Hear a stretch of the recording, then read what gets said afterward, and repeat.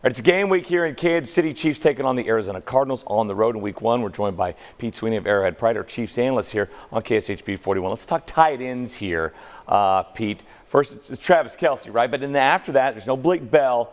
Who's the number 2 tight end now? Is it Noah Gray? Is it Jody Fortson? Well, I think it depends on what you're looking for. The Chiefs now have another option at tight end in the red zone specifically, and you saw that during the preseason. Jody Fortson catching those 2 touchdowns from Patrick Mahomes. You like to see that. When it comes to blocking now, without Blake Bell, remember, Blake Bell is going to miss the first 4 games of the year now that he is on injured reserve. Noah Gray has been somebody that the Chiefs trust in that regard, and I think you're going to be seeing more of that from him as we go along here into the 2022 season. Let's talk pass catching now, because it's also Travis Kelce and then everybody else after that. Who's next after that? Who's going to be that top receiver, I guess, or the second most lethal pass catcher on this team? My guess during training camp has been Juju Smith-Schuster. He just looked like to have that rapport with Patrick Mahomes, and that's something that we've seen with Mahomes and Kelce over the years, but he's dealing with that sore knee. The last time we saw him last week, he didn't look great. We'll see how he looks in the practice look on Wednesday, but I know he's rehabbing and nursing that to be back to full strength, and then it's MVS. And then the Chiefs are going to try to get more involved in the run game. They want to be more balanced this year, so I look out for Clyde Edwards-Helaire, and there's a really electric rookie there in Isaiah Pacheco, who I know a lot of people are excited about.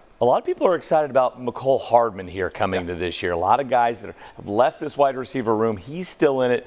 Does he have the potential to just burst out and be a guy that maybe gets close to 1,000 yards? I think so, but I think maybe you're looking at 1,000 scrimmage yards. He was being used in that wide back role that we saw in San Francisco with Deebo Samuel, and the Chiefs really adopted that toward the end of last year. I think when Tyreek Hill's traded, Mecole Hardman is probably saying, look, all these receiving yards are now mine, but then they go and get Juju. Then they go get MVS. So I think it's going to be a similar role where you'll see him out of the backfield. And so yards from scrimmage, I think he can crack 1,000. It'd be hard for me to believe with the receiving target share that he'll crack 1,000 receiving yards.